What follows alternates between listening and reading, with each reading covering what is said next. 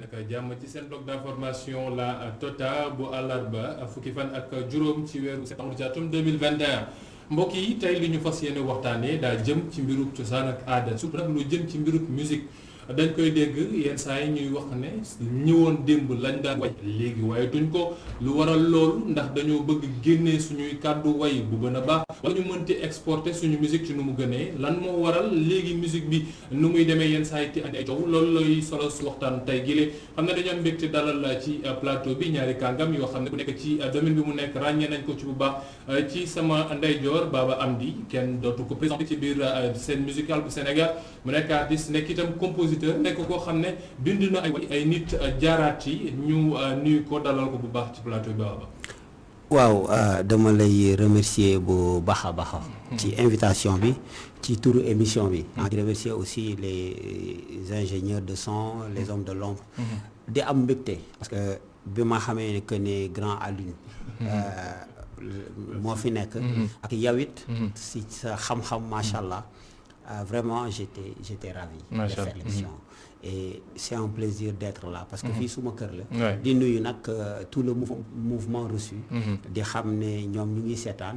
di nuyu aussi ak ki nga xam ne moom lay faral di àndal moom mooy Tekki chargé de com mouvement reçu ak Pape Doudou Diallo nga xam ne moo ñu dalal fii ci beneen boor bi moom xaw na koo dugal sax doyen la ci métier bi ci mbirub journalisme surtout lu jëm ci mbirub cosaan ak aada ku ci wax fii ci biir Sénégal di nga ko tudd doyen Alioune Diop nekk ab directeur de festival itam nekk koo xam ne dañuy tàggat lu bëri ñu nuyu la dalal la bu baax ci plateau bi doyen Alioune. maa ngi lay nuyu maa ngi lay fay bu baax Asana di nuyu ñi seetaan yëpp di am mbégte dajeek Baba Amdi gëjoon naa ko gis même ak koy suivre kooku moom c'est inévitable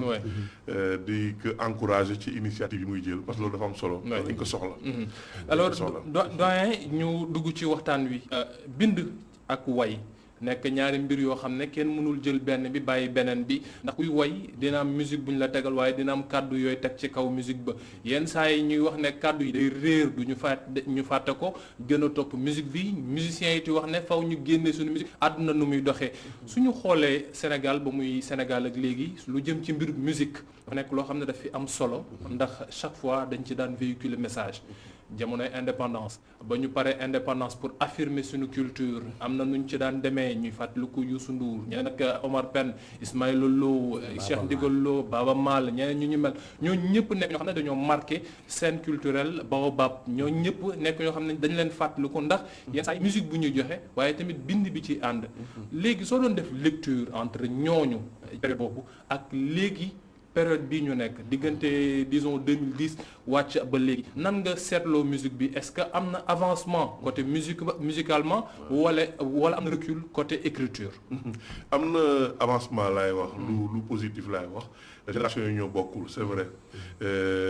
booy wax ji nga xam ne ñoo fi nekkoon démb am naa am boole ci le secteur traditionnel itam ñi nga xam ne ñooy woy ci li ñu nàmp ñoom moo xam bambara bi la moo xam séeréer bi moo xam ñoom ñooñu bu ñu xoolee li ñu jot a def ak ni ñuy influencer musique moderne bi ça veut dire que liggéey nañ fi lu mag a mag ñi nga xam ne ñoo doon orchestre yi nga xam ne dañu doon conscientiser di woy pour conscientiser ñu je crois que à un moment donné bi nga xam ne réellement musique sénégalaise bi format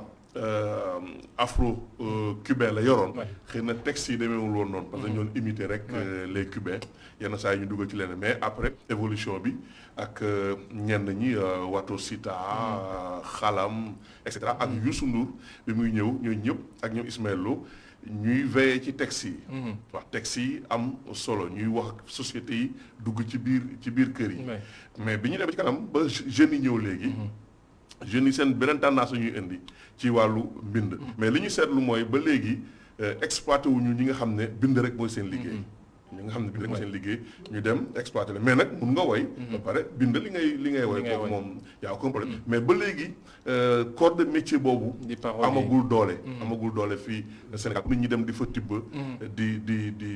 di woykat yi daal waaw Baba moom ci secteur bi la nekk mën nañu wax ne ñaari tànk la taxawee sax en tant que compositeur en tant que yenn taay tamit ci bind di jox ñuy woy ak tamit en tant que artiste soo xoolee secteur bi ni muy doxee léegi ñu bëri dañuy wax ne goney waay wayatuñu léegi koo wax rek mun la noo gën ay wayatuñu man je préfère di déglu way démb yi sax moo ma gënal lan moo tax remarque boobu nekk loo xam ne day commencé ti gën di présent ci secteur musical du Sénégal. waaw damay rejoindre rek li grand Alioune di wax c'est-à-dire àdduna moo meloon saa boo rombee benn génération rek boo amee mutation rek tu deviens même nostalgique doo ko tey da nga naan ndoxu démb moo dàq télé bu njëkk ba kat journalistes yi nii lañ daan def kër yi bu njëkk ba heure bii la ñuy añ alors pour ne pas di critiquer lu bëri parce que critique aussi parfois il faut mu am njëriñ te bañ a gaañ tey jii boo seetoo dem muy man muy sama morom ak ku mu mënti doon ñooñu wayoon comme je prends l'exemple de Tadio Bon c'est un morceau qui est très simple mais l'écriture dafa am solo Tadio Bon boo ko dégloo xale bu nekk mun na ko déglu génération bu nekk mun na ko déglu télé bu nekk mun na ko déglu ci jamono bu mu mënti doon c'est un tempo nga jël tabaski bu tabaski jotee yaay pareil nga jël Oumar Pène mu defal la étudiant xam nga dafa nekk loo xam ne daf fii ne parce que loolu du fi jóg ba ilaa yow mi diin Tadio Bon nag tabaski noonu la mel alors booy def nag effet de mode qui dit mode wax démodé waaw lu éphémère qui dit mode rek wax lu démodé alors duñ ci bàyyi xel quand tu as tendance à vouloir dire man mun naa lii l'erreur mooy loolu parfois du sa liggéey mooy li grand Alioune di wax mooy que bàyyiwuñu parfois bindkat yi di bind parce que boo jëlee ñoom Biram Ndék ay bindkat lañu ñoom Kabou Gueye bindkat lañu ñeneen ak ñeneen noonu comme ni ko amee ci écrivain yi ba ñuy nekk xale yi tuuti ba dem secondaire université et cetera ay bindkat lañu donc pour man ci bind bi je serais mal à l'aise de dire am na recul je serais mal à l'aise mais quelque part ñoom buñ ko xoolaatoon ci lay gën li tax mooy ci lay gën a mën a ànd ak jamono du xew yi mais côté boobu ils l'ont raté parce que moi quand j'écris ba tey jii ma bu wax ak yow damay natt loolu pour que mu mën a di nekk fii. waaye wax nga ko doyen tamit wax na ko ñenn ñu mel ne Biram Ndék mi xam ne fanweeri fan ci weeru août bi ñoo nekkoon ci benn formation. salon ndaje bi waa institut Goethe ci def. ñoo ngi wax mbiru parole yi. lu mu amee sens ak tamit ni nga ko fàttalee léegi yenn saa yi bind yi nu mu mën a des par rapport au temps même su fekkee ne 50 ans après mën nañu utiliser waat même chose yi boobu ak léegi dafa wuute ndax artistes yi ñoo nangootul dem ci paroliers yi wala paa bi moom moo war a nekk ñiiti paroliers yi bind te dem ci artistes yi yow personnellement da ngay bind dem xool artiste ne noo kii sentir naa war na mën a teg baatam ci lii wala da ngay gis artiste boo xam ne day ñëw ne la non man dama bëggoon nga bindal ma parce que def naa son lii ak lii la ñaar yëpp dafay am par exemple il m'arrive ma ne damay bind mais c'est que li gën a dangereux mooy nga bind boo xam ne àndul ak mélodie bi si ça ne colle pas du ànd daf may dal ma bind daal di ñëw ne Hassana lii Hassana ak ni ma gi xamee Hassana ak image am ak baatam lii dina coller ak moom daal di bind beneen daal di ne bii de dina coller ak grand Alioune mais mu tombé ak benn Pape Doudou Diallo bu ñëw ne ma li nga bindal Hassana daf ma neex trop est-ce que doo ma bindal comme bu Hassana ma ne ko problème day am est-ce que duñu changer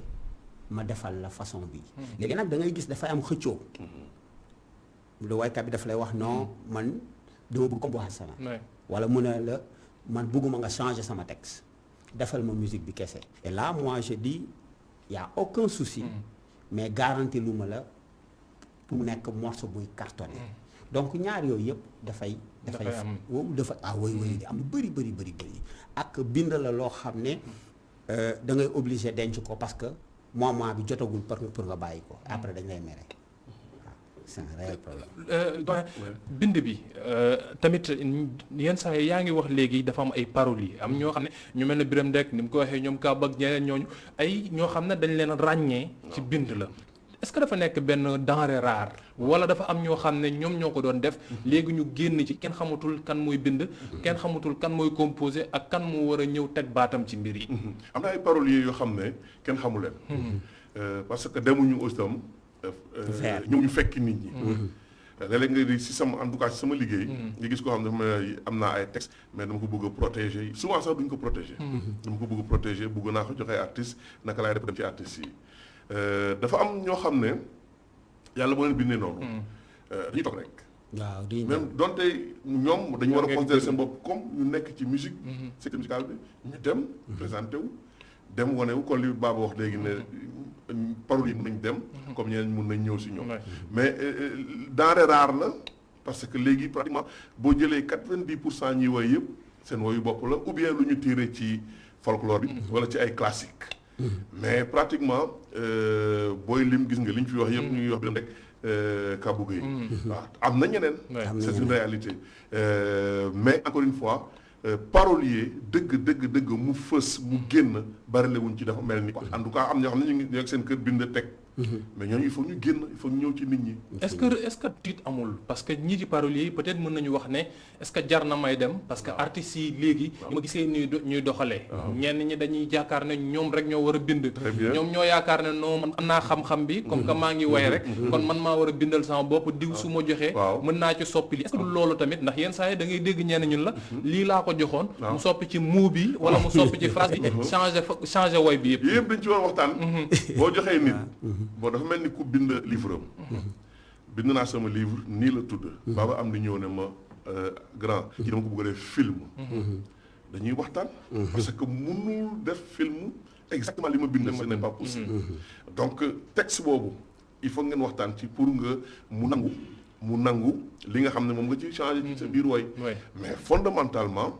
li nga xam ne moo tax a jug woy bi mu ngi fi kon bu amee lu mu ci changer tuuti. mun nga bàyyi mu jàll amoon naa fi. mais am na ñoo xam ne dañ naan xëy na du jàll. di nga gis ñoo xam ne dinañu dugg studio. wooy ba pare ñibbi si jigéen ñi la ëppee sax. xanaa daal xam ne def fàtte naa wooy. xasanaa de non foog ma dellu studio. xam waaw fàtte naa wooy xam nga delluwaat. studio uniquement parce que dafa am benn nit bu mu fàtte. donc loolu mooy li nga xam ne mooy li am mais ñi nga xam ne ñooy parolier dëgg defe naa structure yëpp tax pratiquement ñëpp taxaw nañu ay structure de parolier am ma connaissance xëy na am na dégguñu leen xëy na am na peut-être ñu ngi ci biir AMS wala ñu ngi feneen ak feneen mais bariwuñu te wanewuñu seen bopp itam pour nit ñi dem jëli fa. Baba fi mu toll nii gis nañ ne àdduna day avancé te ñu bëri dañ daan wax ne musique Sénégal du exporté wu mis à part rap bi bañ ko xawee andi ay soppite tuuti moo tax ñu commencé woon te ko génnee mais mis à part ça classique bi la mbalax bi du génn est-ce que du loolu nekkul loo xam ne dañ ko rabâché ci nopp artistes sénégalais yi ba tax ñu ni non xaaral ñuy copier ñu jël léegi lii ci je vais pas dire afrobeat comme ñu ko ñeneen di waxe mais disons plutôt le Niger beat moom la ñu jël ñoom ñëpp ne dañ ciy dem ba tax na léegi ngir nit ñi paroliers yi bind ci mu xaw a jafe tu sais wax kii bu xóot la laaj bu xóot nga laaj bu xóot nga moo tax ba bi ma la gisee si plateau bi avant ñu yegg je dis voilà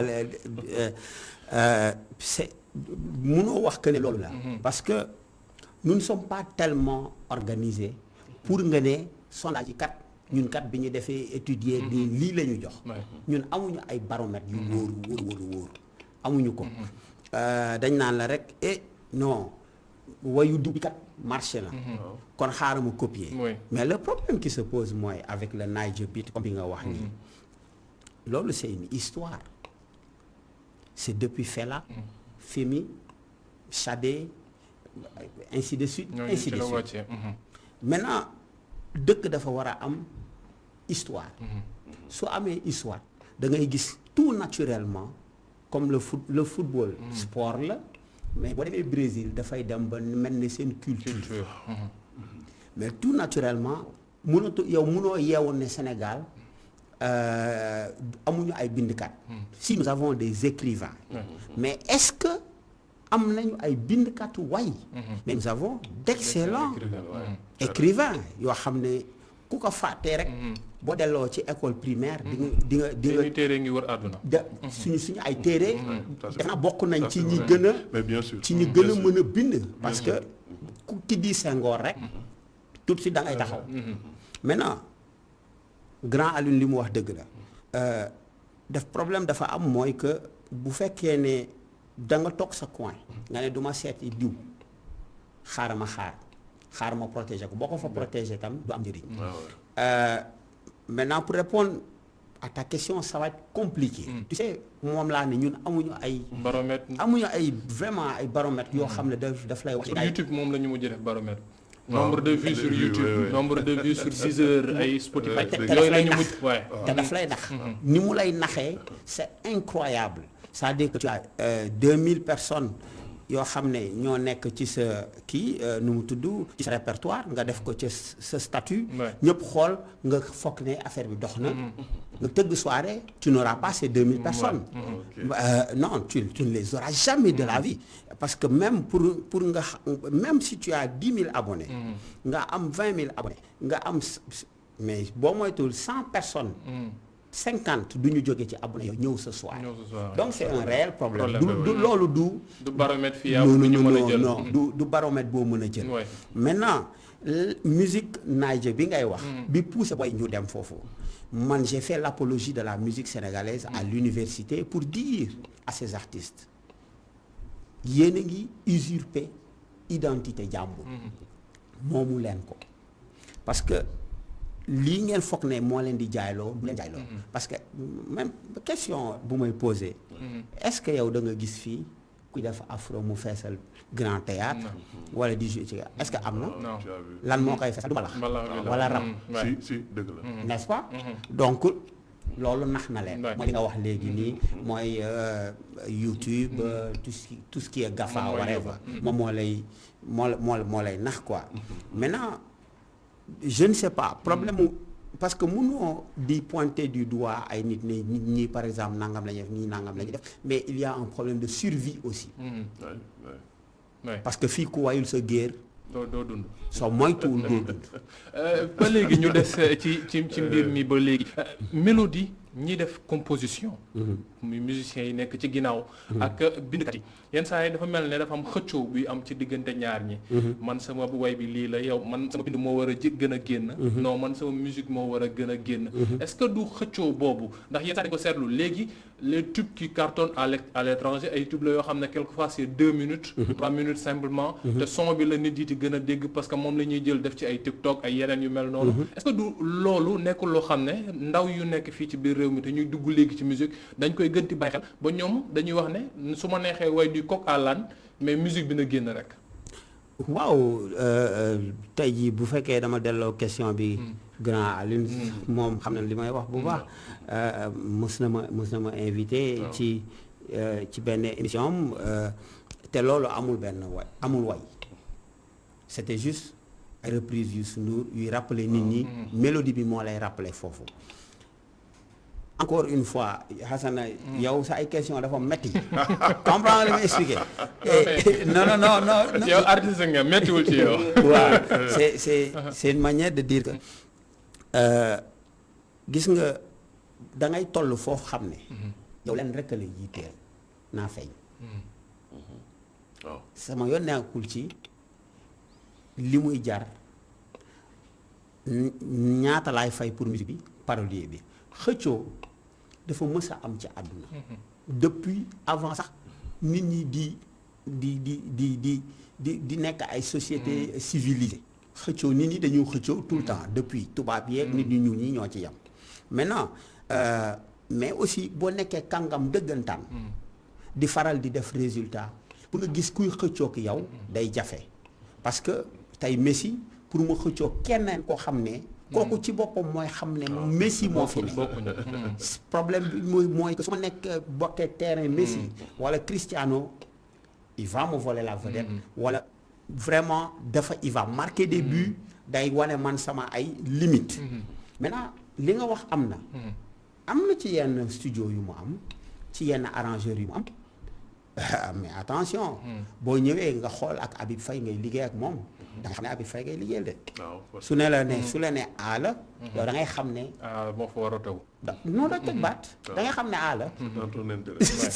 da ngay xam ne A la. léeg-léeg Jangons mi ñu doon wax. mais Jangons day bind. Jangons batteur la mais day bind. keneen ak keneen noonu man su ma jëlee suma cas parce que ce cas du moins cas wu ñëpp. vraiment awma problème boobu ak waykat bi way c'est le chanteur qui me dit non Baba continue. man kay maay naan sax non jël partie bu ndaw bi comme grand Aliou ni mu ko waxee sànq ci livre bi. xam nga joxe na exemple ne. livre ba nga war a yóbbu ci ba nga war a yóbbu ñu buñ ko ngeen waxtaan. alors je dis à la personne mais partie bi bàyyi ma j'ai envie d'entendre. titi normal parce que fii mu ne nii titi bi yëpp Baba Amdi la. parce que ça fait bi ñi door a gisee yeeyi mu am benn moment boo xam ne il faut nga bàyyi ko moom mu dem. loolu tu as envie d'entendre la personne mais man duma exemple parce que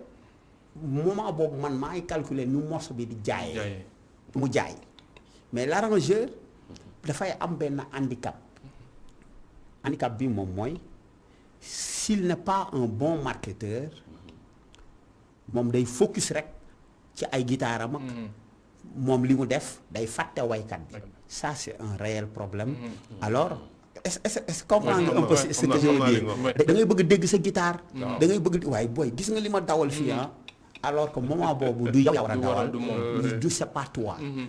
da nga invité Hassana dafa invité grand Aliou mu war ko cërale nit ñi war ko gis ce même problème excuse-moi tu le vois chez les journalistes et animateurs on t'invite nëbb la alors si tu ne fais pas attention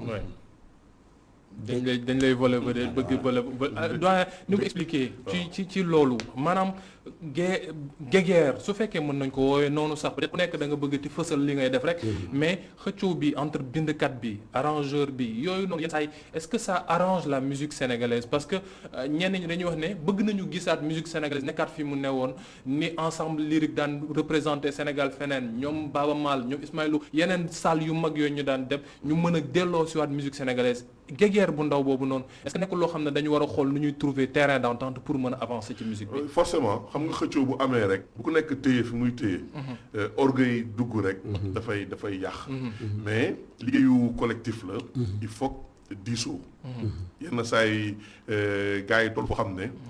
dañ naan nañ arrêté bu ñu arrêté ku nekk ñibbi bu ñu ñëwaatee. am yeneen gis-gis mais encore une fois. liggéey collectif la bu xëccoo amee rek du baax. loo munti expliquer Baba am ni mun na si bañ a. ànd te loolu bu boobaa c'est pas quelque chose de bon. bu jëmal musique bi kanam. su fekkente mun naa ñëwaat un peu ci li nga laajoon Baba. ci exportation musique sénégalaise. je crois que yeneen fait dafay entrer en jeu. musique sénégalaise exporté ko soo xoolee bu baax je parle sous le côté de Baba. suñu exportation musique sénégalaise c'est purement scénique. scène rek ay tournée def nañ ko ba doyal. quoi Youssou Ndour def na ba doyal Ismaël tout le monde. ba ci rappeurs yi Awadi Positive Black Soul. ak Daara J ak un peu Pink Floyd ñooñu ñoo si gën a tourné. voilà donc mais sur le plan discographique. nous sommes insignifiants. waaw nous sommes vraiment on ne pèse pas lourd. Ismaël lu mu fi atteindre yenn ventes yi en France. Youssou Ndour am na disque d'or et cetera. Coumba Gawlo am na ko. mais jaay dëgg. loolu moo jafe ñii jaay bariwul ah. Salif Keita sax jaay lu bari. defe naa ñiy jaay aisément c'est Blondie Césaria. waaw pratiquement Youssou Ndour. mais lan mooy défaut bi est-ce que dafa am défaut bi am ci musique sénégalaise bi wala marché international bi moom moo ak tolloowul ak ñun lu ñuy liggéey. très bien le marché international moo am réalité. d'abord dafay laaj fonds. xaalis. Touré Kunda Natalia Touré Kunda tubaab bi. Touré Kunda Célibeto Touré Kunda Mouslaay album yooyu xaalis moo ko defar. mais soo amul xaalis doo yàgg studio. voilà Youssou Ndour yooyu voilà. gis nga Layane Set tout ça. ak mu génn Virgin loolu xaalis moo koy defar mais su fekkente ne da nga bëgg a dem sur le marché international. tëb rek dem nii non du sotti parce que defe naa il faut nga xam ñii lu ñu soxla. maa ngi fi wax ñaari disque d'or Youssou Ndour ak Coumba Gawlo nit ñi dañuy wax ne dafa am fu ñu sukkandiku pour dem mais c'est normal métissage la. man sax tamit naa ci piège boobu à un moment donné. mais métissage il faut ñu accepter ko. il faut ñu accepter ko. bu ñu la waxee ne la pata pata bu Youssou Ndour kenn xamul ñaata réalisateur ñoo ko defar. indi ko maison disque bi sànni. kenn xamul ñaata waaw pata pata kenn xamul ñaata saa yu réalisateur bu joxee nit. mu ëndiwaatee mu sànni fële. mais grand Alioune dogguma la. gis nga li muy wax ni Beyoncé mii ñuy coow tey. mais daf ko def saa bu yóbboo rek. ñu sànni Beyoncé bon bàyyi ma dëgg la yombul. donc musique sénégalaise exporté ko. en tout cas lii ñuy defagum nii. gis nañ ne mënaguñ ko exporté. mënaguñ ko exporté même bu ñuy tourné ñenn ñu tourné dañuy def dem naa tourné ñu mais ay tournée communautaire la itam. ay festival yenn saa wala quelque chose. non tournée boo xam ne c'est communauté sénégalaise bi la. ñoom ngay tournée communautaire la batteur bi. Baba am dina ko héberger Pape Doudou héberger bassiste bi ak saxo bi yooyu yëpp mu ngi ci biir quoi mais tournée professionnelle dëgg am na ñu koy def mais ñu néew des na ba léegi en 30 secondes grand parce que le temps bi ñu joxoon jeex na fi mu toll nii c'est quoi la suite ndax su fekkee ne am na lu ñu war a mën a teg ngir mën a rectifier le tir parce que ndaw ñi je vais le dire ñuy déglu rap bu njëkk ba yenn saa da nga leen wax ne la rap bu léegi mënatuma ko déglu ndax dañ lay wax ay tama nga ciy dégg ak yeneen ñuy déglu mbalax te la wax ne la non je me reconnais plus par rapport ak mbalax mi parce que léegi musique Guinée lañ ma ciy dugal wala musique Nigéria Afrique du Sud lan la ñu war a mën a def pour mën a rectifier le tir ba ñu mën a jaay lii xam ne ñun ñoo ko am suñu culture bopp la structuration mooy corps de métier yëpp existé dafa ñu coordonné ko léegi kenn mënatul jaay kenn mënatul wax waxu distributeur kenn mënatul wax waxu producteur kenn doo xam corps de métier yi bu existé ba pare ñu adapté ko ci réalité bi aussi réalité digitale bi kenn mënu ci dara mais corps de métier yi bu amee ñu structuré lépp association yëpp ku nekk jouer ce rôle su ñu amee des financiers su ñu amee des banques qui accompagnent ce qui defe naa loolu amagul banques yi accompagné ñoom xaalis quoi ñoom xaalis mun nañu exporter mën nañu yóbbu Baba en 30 secondes rek fi mu toll nii c'est quoi le secret parce que yow yaa ngi ci secteur bi ba léegi yaa ngi dund ba léegi yaa ngi bind laate yaa ngi composé yaa ngi arrangé laate ay nit ba léegi te yàgg nga ci lan mooy secret boo xam ne ndaw yi xam ne dugg nañ ci métier bi suñu waree avancé nan la ñu war ban yoon la ñu war a mën a topp waaw baal leen ma de verre yi may tekki dama newul loolu moom moo tax gis nga Hassana plateau bi dafa tombé te question bu mujj bi damay attirer attention les gouvernants pour ne pas dire le gouvernement c'est l'occasion parce que stabilité amatul ci monde bi je dis ci monde bi waxuma Sénégal rawatina ci réewu Afrique il n'y a que les acteurs culturels qui peuvent porter ce combat donner une identité ne lii mooy culture u Sénégal xam nga culture u Sénégal du coup d'état xam nga bokk ci culture am pourtant Nigéria loolu dafa bokk ci culture am mais nag c'est le moment maintenant pour les gouvernants ñu daal di ne ñun kat bàyyi ñu comme ni grand pour fekk ci grand Alioune wax daf ci ndaw yi xaalis pour ñu mën a wanewaat kanamu Sénégal ne ñun kat stabilité la booy di way stabilité di wan nañ ñoom El Hadji di football ñoom Sadio Mané ñoo xam ne fii kat lii moo fi am et c'est l'occasion moo tax ma ne la question bi c'est une très bonne question mais comme nous n'avons pas de moyens ces tiers n'ont pas de moyens comme ñeneen ñi mais quand même nos gouvernements ak lu ñu ci mënti wax Sénégal quand même il faut le dire il y a beaucoup d'efforts ci xaalis bi mais merci Baba il faut le dire non il faut le dire man moi je le dis même tuuti rek journal réalisateur bi daf mooy journal bi la voilà donc c'est ça quoi moi je pense que ñoom bu ñu ci defee dara rek affaire bi dina mën a jëm ci kanam dina gën a mën a kii sant leen baax gërëm leen suñu ñaari kilifa yi ñu àndoon ci plateau bi Alioune Diop journaliste culturel ñu dafa dig daje rek fanweeri fan ci weeru septembre bii ci salon ndaje Douta Seck ba léegi Baba Amdi moom ci kër gi la bokk moom xam naa ne ay si lu néew dinañ déggaat ay mbiram ci biir kër gi mbokk sant leen baax gërëm leen lii mooy li ñu leen andiloon seen bloc d'information la total jox leen dig daje léegi ci xibaaru 19:45 ak Aada ak Soxna Awa Diop Sène ci ëllëg ba ëllëg incha allah jërë ngeen jëf